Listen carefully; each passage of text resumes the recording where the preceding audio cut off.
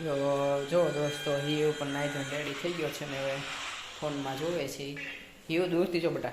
અને અહીંયા આપણે સ્ટ્રોબેરી લીધી છે અને ખાઈ લે. તો એસા કુછ છે. તો દોસ્તો જય સ્વામિનારાયણ અને જય શ્રી કૃષ્ણ. હું ઓફિસેથી આવી ગયો છું અને આવીને તરત હિયાનને આપણે શગુનમાં રમવા લઈને આવ્યો છું. તો જો એ રેતીથી રમે છે અને સાથે સાથે અહીંયા રાતના બાળકો ક્રિકેટ પણ રમે છે. એ લોકોને સરસ મજાનું લાઇટિંગ છે તો ક્રિકેટ રમવાની પણ મજા આવે છે. જો દોસ્તો મેં ખાઈ લીધું છે અને વાગી ગયા છે આપણે 8 અને મેં ખાઈ લીધું છે. હિયાનનું પણ લગભગ ઓલમોસ્ટ પૂરું થઈ ગયું છે અને એ રમતો જાય છે અને સાથે સાથે ફોનમાં જોતો જાય છે અને ખાતો જાય છે. તો જો મેં તમને બતાવ્યું હિયાન માટે આપણે થેપલા બનાવ્યા હતા અને અમારા માટે બાજરાનો રોટલો હતો, બટાટાનું શાક હતું. આ સોસ તો હિયાન ખાય છે, આપણે દૂધ અને ગોળ ને મરચું ને એવું બધું છે. તો નેહલ હજી જમે છે. નેહલે પહેલાં હિયાનને ખવડાવ્યું, ત્યાં સુધીમાં મેં પણ ખાઈ લીધું અને મેં કીધું વિડીયો થોડોક ઉતારી લઉં. હાલો આપી દઉં છું. તો વાળા બેન આવ્યા છે તો એને આપણે રોટલી આપી દઈશું. જો તો આવું કંઈક છે. હિયાન દરવાજો ખોલે છે ઓલા વાળવાળા બેનને દેવા માટે.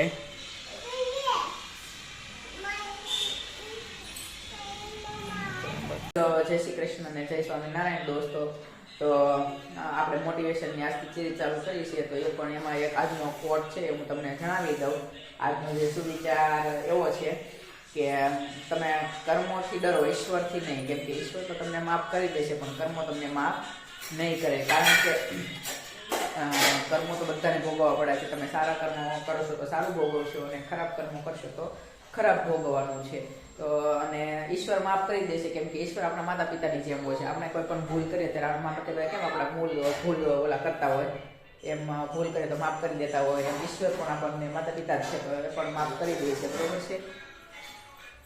તો કર્મ હંમેશા સારા કરો, બધાનું સારું ઈચ્છો અને આવું કંઈક છે. તો જો આ કોડ તમને ગમો હોય દોસ્તો તો કોમેન્ટમાં વિડીયોને લાઈક કરી દેજો, શેર કરી દેજો અને કમેન્ટ પણ કરી દેજો તમને કેવો લાગ્યો છે. અને કમેન્ટમાં તમે બીજા તમારી પાસે કોઈ પણ સારા કોડ હોય તો એ પણ મને કમેન્ટ કરી દેજો એટલે હું પણ તમારો જે કોડ છે એ વિડીયોમાં લઈશ. બરાબર.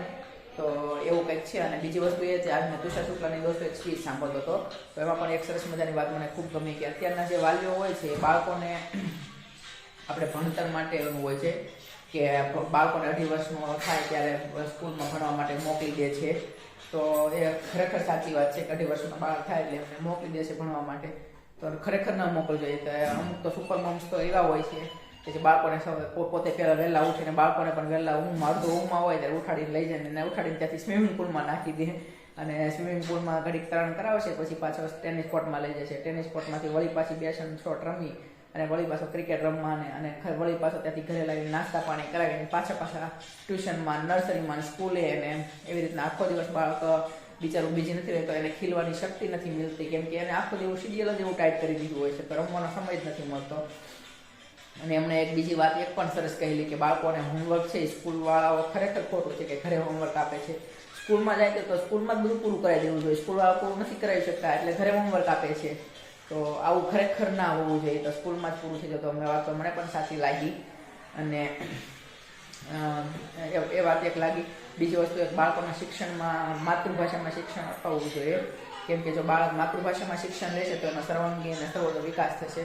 તો 7 ધોરણ સુધી કમ્પલસરી બાળકને આપણે માતૃભાષામાં શિક્ષણ આપવું જોઈએ. જો અંગ્રેજી મીડિયમ અત્યારે બધા એવો આગ્રહ રાખતા હોય છે કે અંગ્રેજી મીડિયમમાં મારું બાળક ભણે અને હોશિયાર થાય અને આગળ વધે અને આઉટ કન્ટ્રીમાં બધાને જવાનું હોય છે તો એવું કાંઈ હોતું નથી. જો આપણું બાળક છે એ માતૃભાષામાં અભ્યાસ કરતું છે તો પણ એટલું જ આગળ વધી શકશે. અંગ્રેજીનો એવું કંઈ જરૂર નથી. તમે બાળકને અંગ્રેજી શીખવાડો સાથે સાથે પણ શિક્ષણ તો માતૃભાષામાં જ આપો અને 7 ધોરણ સુધી તો કમ્પલસરી આપો. પછી બીજી વસ્તુ મને એક એના જે સ્પીચ હતી એમાંથી એ પણ એક સારી વસ્તુ લાગી હતી. મારું બીજું એક એવું કહેવું છે કે એક ઉદાહરણ આપું તમને કે ધીરુભાઈ અંબાણી જે છે આપણા બિઝનેસમેન, અગ્રણી બિઝનેસમેન છે ભારતના, ગુજરાતના, બધે ટોટલ ઇન્ડિયાના મતલબમાં એના દેશ વિદેશમાં નામ છે. તો ધીરુભાઈ અંબાણી જે છે એ કંઈક એને અંગ્રેજી ભાષામાં શિક્ષણ નહોતું લીધું, ગુજરાતી જ ભણ્યા હતા અને આગળ વધ્યા હતા, પોતાની આવડત અને બુદ્ધિથી આગળ વધ્યા હતા. તો બાળક જો માતૃભાષામાં ભણશે તો એનો એવી રીતના વિકાસ થશે ને એવું જરૂરી નથી. અને હાલમાં એક ટ્રેન્ડ ચાલે છે કે બહારમાં વિદેશ જવાનો આ છે તે છે, તો એ પણ તદ્દન અયોગ્ય છે, કેમ કે દેશમાં રહીને પણ ઘણું બધું તમે કરી શકો છો દેશ માટે. તો એ પણ એક મને લાગ્યું સારું. તો એ બધી એની સ્પીચ હતી. જો દોસ્તો લિંક હું ડિસ્ક્રિપ્શનમાં આપી દઈશ એની સ્પીચની પણ, અને મને તો પર્સનલી સારી લાગી તો તમારી સાથે શેર કરું છું. જો તમને પણ સારી લાગી હોય તો કમેન્ટ કરી દેજો. અને હા દોસ્તો, મારા સબસ્ક્રાઈબર ખૂબ સારી રીતે વધી રહ્યા છે. તમે બધાનો સપોર્ટ બહુ સારો એવો મળી રહ્યો છે. તો ચેનલ પણ સારી ગ્રો થઈ ગઈ. આજે 490 સમથિંગ સબસ્ક્રાઈબર થઈ ગયા છે.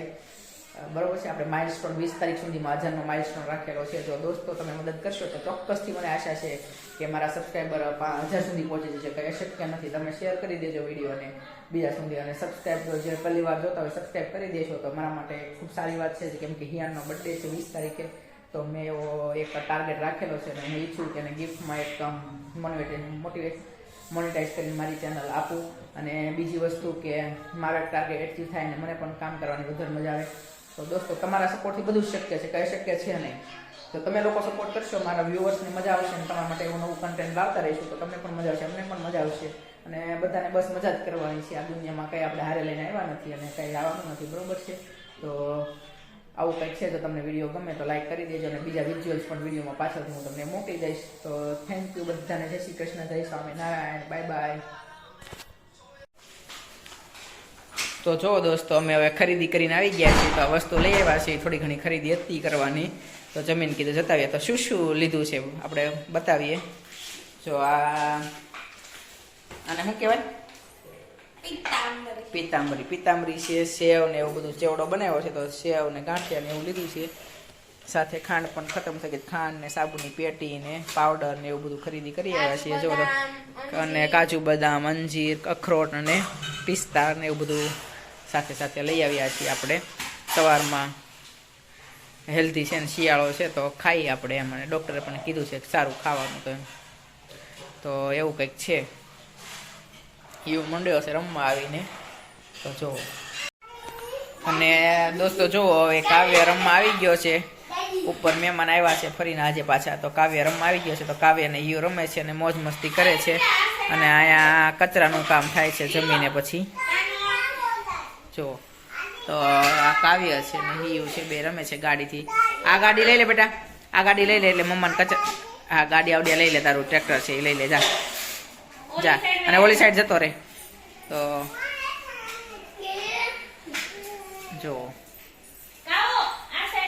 કાવ્ય આ બાજુ આવતા રહ્યો ભાઈ, બસ.